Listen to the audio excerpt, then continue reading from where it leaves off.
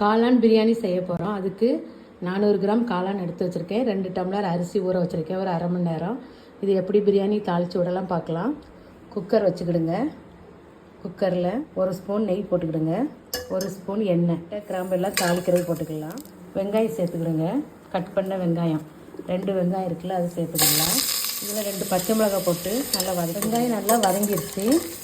இந்த சமயத்தில் நம்ம தக்காளி சேர்த்துக்கலாம்.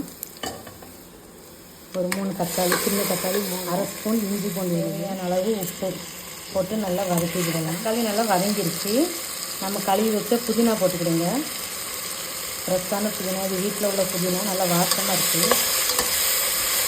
இதில் கொஞ்சம் மல்லி இலை, அரை ஸ்பூன் மஞ்சள், 1 ஸ்பூன் தனியாத்தூள், 1 ஸ்பூன் மிளகாத்தூள் எல்லாத்தையும் போட்டு நல்லா ஒன்று சேர வதக்கிக்கிடுவோம்.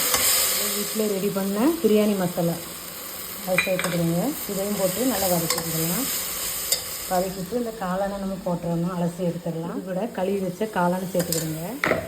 சேர்த்துட்டு நல்லா வதக்கிக்கிடுவோம். அந்த மசாலாவோட நல்லா மிக்ஸ் ஆகும். இந்த காளான் வெந்துருச்சு. நம்ம ஊற வச்சு வடித்த அரிசி போட்டுக்கிடுங்க. 2 டம்ளர் அரிசி எடுத்தோம்.